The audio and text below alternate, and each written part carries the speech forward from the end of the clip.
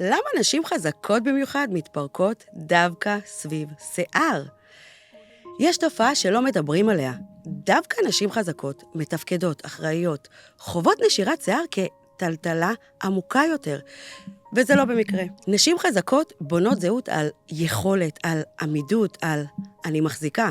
וכשהשיער נושר, זו הפעם הראשונה שהגוף אומר להן, כאן את לא מחזיקה.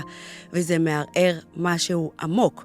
לא את היופי, את התפיסה העצמית, כי אם כל החיים הייתי זו שמסתדרת, שממשיכה, שלא נופלת, איך זה שדווקא כאן אני לא מצליחה לעצור את זה?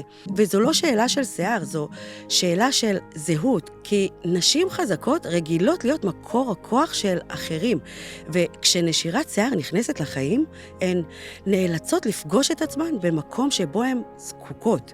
וזה מפחיד, כי צורך נתפס אצלן כחולשה, וכאן קורה תיקון עמוק. אישה חזקה שבוחרת לטפל בעצמה במקום להעמיד פנים שהכל בסדר, היא עוברת טרנספורמציה.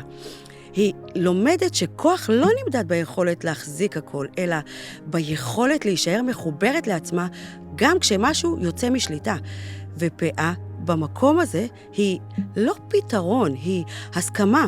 הסכמה לא להיות גיבורה כל הזמן, הסכמה להיות אנושית, והסכמה כזו מחזירה לאישה את הכוח האמיתי שלה.